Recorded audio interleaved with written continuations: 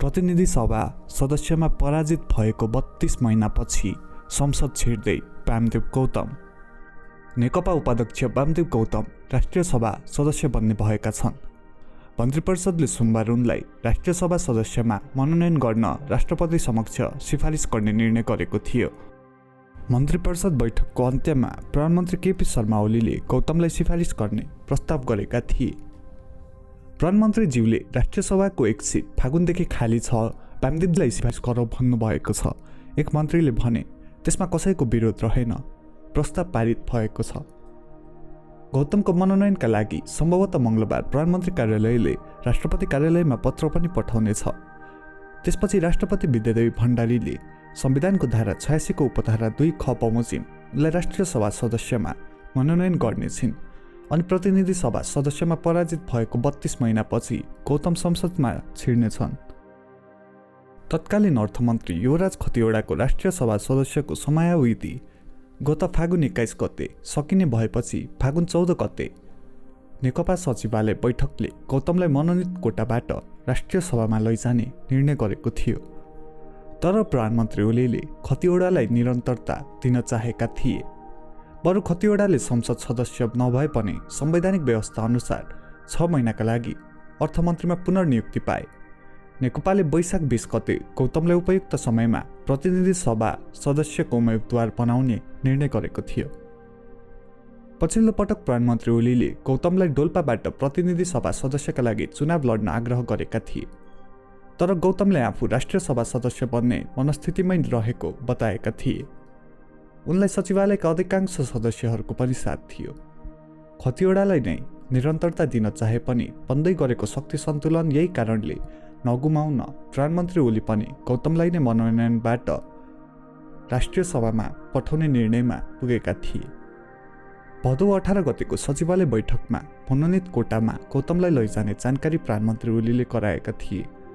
तर आइतबारसम्म पनि गौतमलाई राष्ट्रिय सभा जानभन्दा प्रतिनिधि सभा सदस्यमै उठ्न उपयुक्त हुन्छ भन्ने सल्लाह बालुवाटारको थियो। गौतमले नमानेपछि सोमबारको मन्त्री परिषदले सिफारिस गर्ने निर्णय गरेको हो।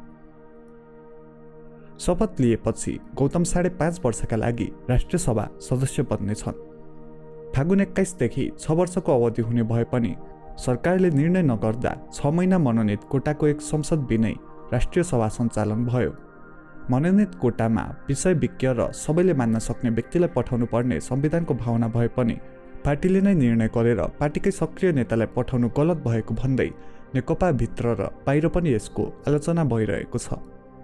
राष्ट्रिय सभा सदस्य भइसकेपछि गौतमले अब पुनर्गठन हुने मन्त्री परिषदमा सहभागिताका लागि प्रयास गर्ने निश्चित जस्तै छ। उनले यसअघि नै सरकारमा गएर उत्कृष्ट काम देखाउने आफ्नो लक्ष्य रहेको बताउँदै आएका छन्। नेकपाले मन्त्री परिषद पुनर्गठन गर्ने प्रस्ताव पारित गरेको छ। नेपाल विद्युत प्राधिकरणको कार्यकारी निर्देशकमा कुलमान घिसिङलाई पुनर्नियुक्ति गर्ने चर्चाका बावजुद त्यो प्रस्ताव भने मन्त्री परिषद बैठकमा पेश नै भएन। त्यसअघि ऊर्जा मन्त्री वर्षमान पुनको सचिवालयले घिसिङलाई पुनर्नियुक्तिको प्रस्ताव मन्त्री परिषदमा जाँदैछ भनेर जानकारी गराएको थियो। उहाँको पुनर्नियुक्तिबारे सम्बन्धित मन्त्रालयबाटै प्रस्ताव आएन, त्यसपछि छलफल पनि भएन। एक मन्त्रीले भने सामान्य कुरा भने उठेको थियो। 4 वर्ष कार्यकाल सकेर घिसिङ सोमबार मात्रै पदमुक्त भएका छन्।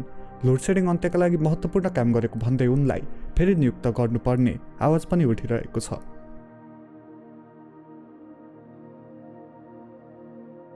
शक्तिशाली र समृद्ध नेपालको नवनिर्माणका लागि सचेत नेपाली महाअभियान। आदरणीय दिदीबहिनी तथा दाजुभाइहरू नमस्कार। म पुण्य प्रसाद प्रसाई। पेशाले म लेखक, प्रकाशक र उद्यमी। जे विशेषण भए पनि म तपाईहरू जस्तै यो देशलाई हृदयदेखि नै माया गर्ने एउटा देशभक्त नेपाली हुँ। नेपालको अस्तित्व खतरामा परेको यस घडीमा देशभक्तिको भावना नेपाली जनजनमा पुर्याउनु अति नै आवश्यक ठानेर हामीले म सचेत नेपाली नामक महाअभियान सुरु गरेका छौँ र यसको संयोजकमा साथीहरूले मलाई तोक्नु भएको छ। यस महाअभियानको उद्देश्य भ्रष्ट र देशद्रोही लेन्डुपेहरूलाई नाङ्गे झार बनाउने मात्र होइन, राष्ट्रिय गौरवका आयोजना छिटो पूरा गर्न यो सरकारलाई दबाब दिनु र नेपाली स्वार्थसँग सम्बन्धित कुनै पनि घटनालाई ठिक ढङ्गले प्रस्तुत गरेर जनतालाई सचेत र चनाखो हुन प्रेरित गर्नुका साथै विश्वका कुना कुनामा पुगेर संसारको समृद्धि देखेका जनताको यति त नेपालमा हामी पनि गर्न सक्छौँ। नेपाल भन्दा सुन्दर त मलाई संसारमा कहीँ कहीँ लागेन भन्ने जुन भावना छ त्यसलाई मूर्त रूप दिन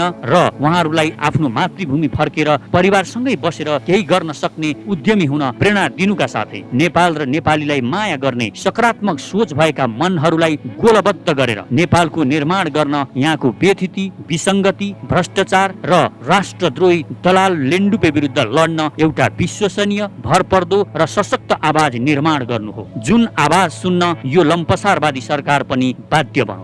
हामीलाई यो देशका भ्रष्ट र लेन्डुपे नेता, भ्रष्ट र दलाल कर्मचारी, टाठा बाठा बनेर विदेशीको पैसा खाएर परे देशै बेच्न पनि पछि नपर्ने विदेशी जासुसहरूले धेरै भ्रममा पारे। अब सचेत बनौं र अरूलाई पनि सचेत गराउँ। यो सचेत नेपाली महाअभियानको उद्देश्य सानो र सुन्दर नेपाल मात्र होइन, विशाल, शक्तिशाली र समृद्ध नेपालको नवनिर्माण हो। यसका लागि तपाईँ पनि भन्नुहोस्, म सचेत नेपाली। र यदि हामीसँग हातमा हात र आवाजमा आवाज मिलाएर यो देशको नवनिर्माणको यो महाअभियानमा सक्रिय बन्न चाहनुहुन्छ भने हामीसँग जोडिनुहोस्। यसका लागि कमेन्टमा म सचेत नेपाली लेखेर आफ्नो इमेल आइडी लेख्नुहोला। साथै हाम्रो ट्विटर ह्यान्डल म सचेत नेपालीलाई फलो गर्नुहुन र म सचेत नेपाली नामको फेसबुक पेज लाइक गर्नुहुन पनि हार्दिक अनुरोध गर्दछु। आउनुहोस् मिलेर नेपालको नवनिर्माण गरौँ। एकै स्वरमा भनौँ, म सचेत नेपाली, मेरो देश म आफै बनाउँछु। म आफ्नो प्यारो मातृभूमि नेपाल र नेपाली जनताको सेवामा मन, वचन र कर्मले समर्पित रहनेछु। देश र जनतालाई कहिल्यै धोका दिने छैन र धोका दिने गद्दारहरूलाई म छोड्ने पनि छैन। धन्यवाद।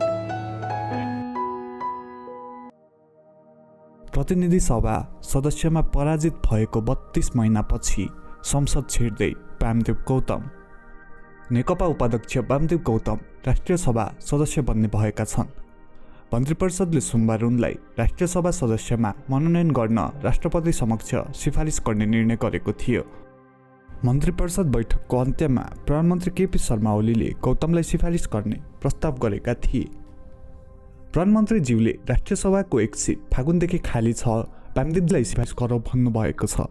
एक मन्त्रीले भने त्यसमा कसैको विरोध रहेन, प्रस्ताव पारित भएको छ। गौतमको मनोनयनका लागि सम्भवतः मङ्गलबार प्रधानमन्त्री कार्यालयले राष्ट्रपति कार्यालयमा पत्र पनि पठाउनेछ। त्यसपछि राष्ट्रपति विद्यादेवी भण्डारीले संविधानको धारा 86 को उपधारा 2 ख बमोजिम उनलाई राष्ट्रिय सभा सदस्यमा मनोनयन गर्नेछिन् अनि प्रतिनिधि सभा सदस्यमा पराजित भएको 32 महिनापछि गौतम संसदमा छिर्नेछन्। तत्कालीन अर्थमन्त्री युवराज खतिवडाको राष्ट्रिय सभा सदस्यको समयावधि गत फागुन 21 गते सकिने भएपछि फागुन 14 गते नेकपा सचिवालय बैठकले गौतमलाई मनोनित कोटाबाट राष्ट्रिय सभामा लैजाने निर्णय गरेको थियो। तर प्रधानमन्त्री ओलीले खतिवडालाई निरन्तरता दिन चाहेका थिए। बरु खतिवडाले संसद सदस्य नभए पनि संवैधानिक व्यवस्था अनुसार 6 महिनाका लागि अर्थमन्त्रीमा पुनर्नियुक्ति पाए। नेकपाले वैशाख 20 गते गौतमलाई उपयुक्त समयमा प्रतिनिधि सभा सदस्यको उम्मेदवार बनाउने निर्णय गरेको थियो। पछिल्लो पटक प्रधानमन्त्री ओलीले गौतमलाई डोल्पाबाट प्रतिनिधि सभा सदस्यका लागि चुनाव लड्न आग्रह गरेका थिए। तर गौतमले आफू राष्ट्रिय सभा सदस्य बन्ने मनस्थितिमै रहेको बताएका थिए। उनलाई सचिवालयका अधिकांश सदस्यहरूको पनि साथ थियो। खतिवडालाई नै निरन्तरता दिन चाहे पनि बन्दै गरेको शक्ति सन्तुलन यही कारणले नगुमाउन प्रधानमन्त्री ओली पनि गौतमलाई नै मनोनयनबाट राष्ट्रिय सभामा पठाउने निर्णयमा पुगेका थिए। भदौ 18 गतेको सचिवालय बैठकमा मनोनित कोटामा गौतमलाई लैजाने जानकारी प्रधानमन्त्री ओलीले गराएका थिए। तर आइतबारसम्म पनि गौतमलाई राष्ट्रिय सभा जानुभन्दा प्रतिनिधि सभा सदस्यमै उठ्न उपयुक्त हुन्छ भन्ने सल्लाह बालुवाटारको थियो। गौतमले नमानेपछि सोमबारको मन्त्री परिषदले सिफारिस गर्ने निर्णय गरेको हो। शपथ लिएपछि गौतम 5.5 वर्षका लागि राष्ट्रिय सभा सदस्य बन्नेछन्। फागुन 21 देखि 6 वर्षको अवधि हुने भए पनि सरकारले निर्णय नगर्दा 6 महिना मनोनित कोटाको एक संसद बिनै राष्ट्रिय सभा सञ्चालन भयो। मनोनित कोटामा विषय विज्ञ र सबैले मान्न सक्ने व्यक्तिलाई पठाउनु पर्ने संविधानको भावना भए पनि पार्टीले नै निर्णय गरेर पार्टीकै सक्रिय नेतालाई पठाउनु गलत भएको भन्दै नेकपा भित्र र बाहिर पनि यसको आलोचना भइरहेको छ। राष्ट्रिय सभा सदस्य भइसकेपछि गौतमले अब पुनर्गठन हुने मन्त्री परिषदमा सहभागिताका लागि प्रयास गर्ने निश्चित जस्तै छ।